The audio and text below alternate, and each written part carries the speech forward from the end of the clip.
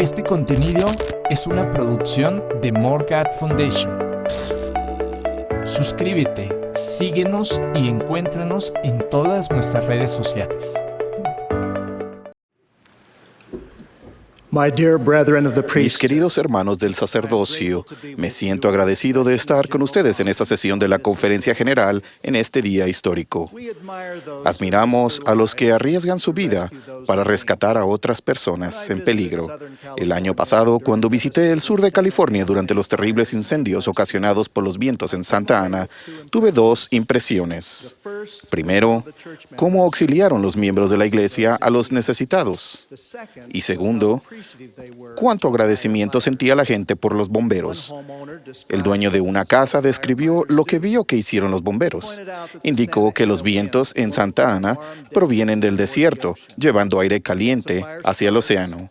Una vez que empieza un incendio, esos cálidos vientos desérticos llevan las flamas a una velocidad de 95 a 115 kilómetros por hora. El dueño de una casa describió la gratitud y admiración que sentía al mirar a los bomberos de pie con sus mangueras detrás de una zona talada y enfrentando un muro de fuego de hasta 3 metros de alto que descendía sobre ellos a gran velocidad.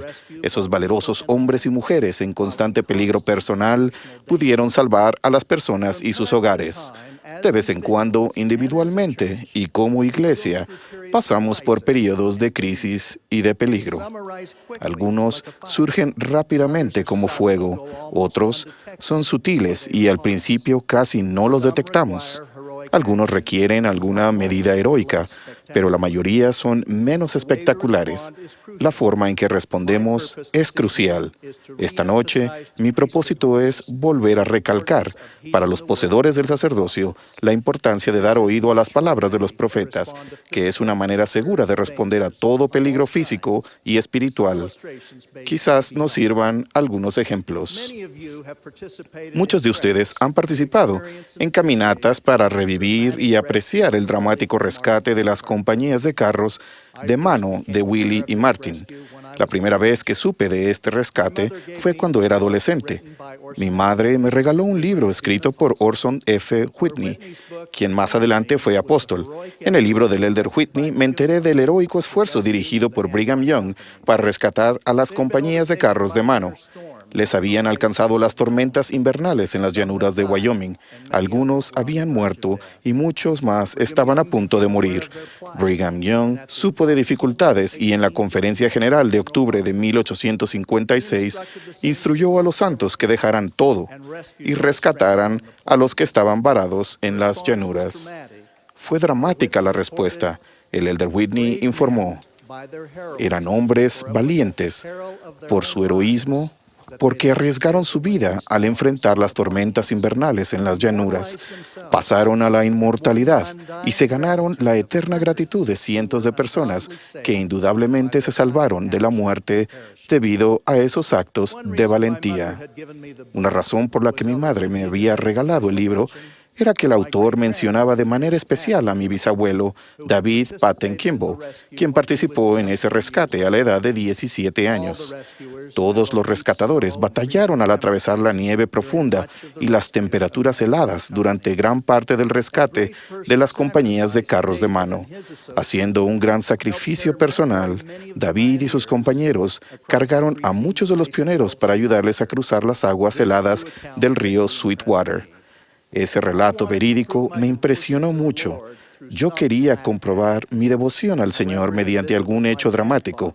Sin embargo, al visitar a mi abuelo, él me explicó que cuando el presidente Brigham Young envió a su padre, David, y a los otros jóvenes a esa misión de rescate, les instruyó que hicieran todo lo posible para salvar a la compañía de carros de mano, aún a costa de su propia vida. Sus actos de valentía fueron específicamente seguir al profeta Brigham Young y expresar así su fe en el Señor Jesucristo. Mi abuelo me dijo que esa dedicación constante y fiel al consejo del profeta era la verdadera lección que debía aprender del servicio que había dado mi bisabuelo. Aunque fue muy heroico el que David y sus compañeros ayudaran a rescatar a los pioneros, también es muy valiente seguir hoy el consejo de nuestro profeta. Un relato muy conocido del Antiguo Testamento ilustra este principio. Naamán era un líder prominente de Siria y quedó afectado de lepra. Supo que el profeta Eliseo en Israel podría sanarlo. Eliseo mandó un mensajero para decirle a Naamán que debería lavarse 7 veces en el río Jordán. Inicialmente, Naamán se molestó mucho por ese consejo. Sin embargo, sus siervos dijeron, si el profeta te mandara alguna gran cosa, ¿no la harías? Entonces Naamán siguió el consejo del profeta Eliseo y quedó limpio. Al igual que Naamán, ustedes jóvenes, poseedores del sacerdocio, podrían aspirar a hacer alguna gran cosa o a participar en algo dramático como el rescate de los carros de manos. Sin embargo, su decisión debe ser la de seguir el consejo del profeta.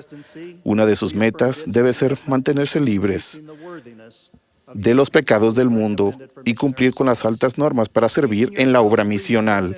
Sería importante también, heroico, prepararse para proclamar el Evangelio y rescatarse espiritualmente a algunos hijos del Padre Celestial.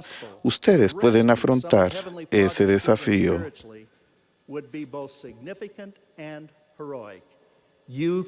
Ustedes pueden cumplir con este gran desafío. A través de la historia, nuestro amoroso Padre Celestial y su Hijo Jesucristo, quien está a la cabeza de la Iglesia, nos ha bendecido con profetas que nos aconsejan y que nos advierten de peligros futuros. En Doctrina y Convenios, sección 21, hablando específicamente del profeta, el Señor declara, daréis oído a todas sus palabras y mandamientos que os dará según los reciba, andando delante de mí con toda santidad, porque recibiréis su palabra con toda fe y paciencia, como si viniera de mi propia boca. Esta mañana hemos tenido el gran privilegio de sostener en asamblea solemne al presidente Thomas S. Monson como nuestro profeta, vidente y revelador, y como el presidente número 16 de la Iglesia en esta dispensación. Más adelante, en esta sesión del sacerdocio de la conferencia, tendremos la bendición de escuchar su primer discurso como presidente de la Iglesia en una conferencia general. Hay que sostenerlo con todo nuestro corazón y con todos nuestros hechos al poner atención a lo que enseñe y a lo que sintamos. Mi amor y aprecio por nuestro profeta anterior, el presidente Gordon B. Hinckley, están bien arraigados en mi corazón y permanecerán conmigo por toda la eternidad. Pero así como hay lugar en nuestro corazón para todos los hijos que recibimos en la familia, tenemos ese mismo amor y devoción por cada uno de los profetas llamados por el Señor para dirigir su iglesia. Los profetas reciben inspiración para darnos prioridades proféticas que nos protegen de peligros.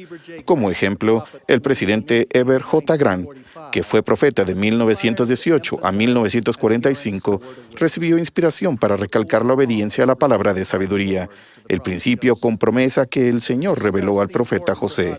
Él recalcó la importancia de no fumar ni tomar bebidas alcohólicas y pidió a los obispos que repasaran estos principios en las entrevistas para recomendaciones de templo. En esa época, la sociedad aceptaba el fumar como algo adecuado y glamuroso. La profesión médica aceptaba el fumar sin preocupación, porque los estudios científicos que ligarían el humo de cigarro con varios tipos de cáncer quedaban aún en el futuro distante. El presidente Grant aconsejó con gran vigor y llegamos a ser conocidos como un pueblo que se abstiene de beber y de fumar. Comenzando a fines de la década de los 70, el uso ilícito de drogas alcanzó niveles epidémicos en todo el mundo. Aunque algunos miembros se rebelaron, la gran mayoría de los jóvenes Sud lograron evitar el uso devastador de las drogas. La obediencia a la palabra de sabiduría dio a nuestros miembros, sobre todo a los jóvenes, una vacuna preventiva contra el uso de las drogas y los resultantes problemas de salud y peligros morales. Lamentablemente, parece haber resurgido el uso de las drogas en nuestros días. El vivir la palabra de sabiduría hoy les librará de algunos de los peligros más graves que puedan enfrentar en esta vida. A veces, los profetas nos enseñan prioridades proféticas que nos brindarán protección ahora y en el futuro. Por ejemplo, el presidente David O. McKay fue el profeta de 1951 a 1970. Un aspecto en el que hizo mucho hincapié fue en la familia. Enseñó que ningún éxito puede compensar el fracaso en el hogar. Animó a los miembros a aumentar su observancia religiosa y fortalecer así a la familia. Sus enseñanzas fueron una protección contra la desintegración de la institución del matrimonio que ocurrió después que él murió. Por las enseñanzas del presidente McKay, los santos de los últimos días fortalecieron su compromiso con la familia y con el matrimonio eterno. Como poseedores del sacerdocio de la Iglesia, tenemos la responsabilidad solemne de seguir a nuestro profeta. Sostenemos al presidente Monson y a sus consejeros, al presidente Eyring y al presidente Uchtdorf. Queremos que ustedes, jóvenes, sepan que el presidente Thomas S. Monson ha sido preparado por el Señor desde un pequeño para ser el profeta. Después de servir en la Marina al finalizar la Segunda Guerra Mundial, fue ordenado obispo a la edad de 22 años y luego sirvió en una presidencia de estaca. A la edad de 32 años sirvió como presidente de misión en Canadá con su esposa y compañera Frances Monson. Fue llamado a ser apóstol por el presidente McKay cuando tenía solo 36 años. Es la persona más joven que ha sido llamado a ser apóstol en los últimos 98 años y ha servido por más de 44 años. En los últimos 22 años ha sido consejero de los presidentes Ezra Taft Benson, Howard W. Hunter y Gordon B. Hinckley. En la sección 81 de Doctrina y Convenios se dan instrucciones a un consejero de la primera presidencia. Contiene importantes principios del Evangelio.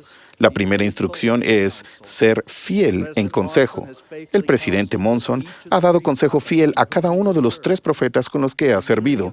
La unidad de la primera presidencia en todas sus decisiones importantes ha sido, para todos los que poseemos el sacerdocio, un ejemplo de la manera de administrar la Iglesia. La segunda instrucción es proclamar el Evangelio. El presidente Monson ha sido un gran misionero toda su vida. Ha realizado con entusiasmo su propia labor misional, su supervisión del departamento misional y el llamamiento y la capacitación de presidentes de misión. Hizo importantes contribuciones a la nueva guía misional Predicad mi Evangelio. Además de las valiosas aportaciones que hizo para el contenido, él inspiró la inclusión de relatos verídicos para darle vida a la guía. Con su ojo de impresor mejoró el diseño y el formato. Es en realidad un gran misionero. La tercera instrucción dice, de manera que sé fiel, ocupa el oficio al que te he nombrado, socorre a los débiles, levanta las manos caídas y fortalece las rodillas debilitadas. Muchos de nuestros hermanos y hermanas enfrentan problemas devastadores en sus vidas. Al servirles de manera cristiana en calidad de líderes del sacerdocio, padres, amigos y maestros orientadores, podemos ser como los rescatadores de los carros de mano.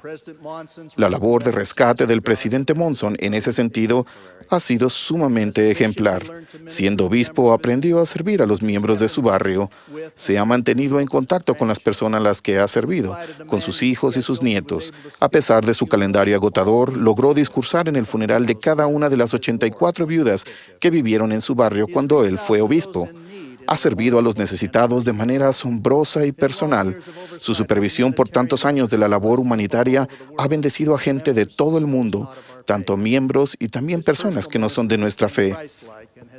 Su ministerio personal ha sido semejante al de Cristo y ha dado consuelo y paz a incontables personas. Un amigo mío que perdió a su nieto en un trágico accidente me dijo que su dolor resultaba casi incomprensible.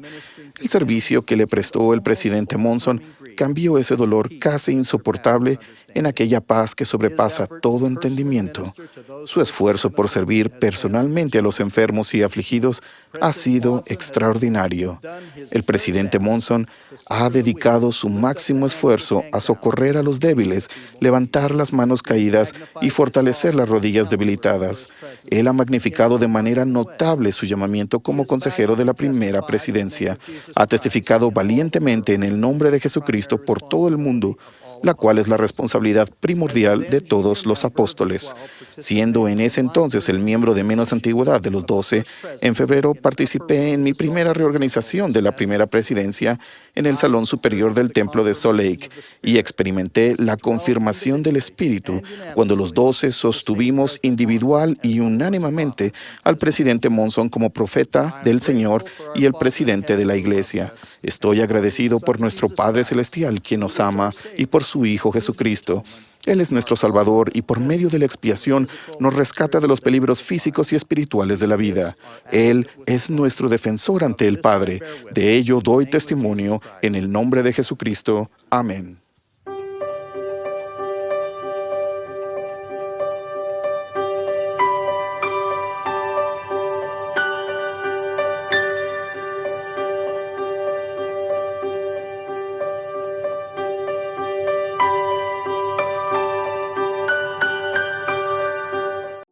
Este contenido es una producción de More God Foundation.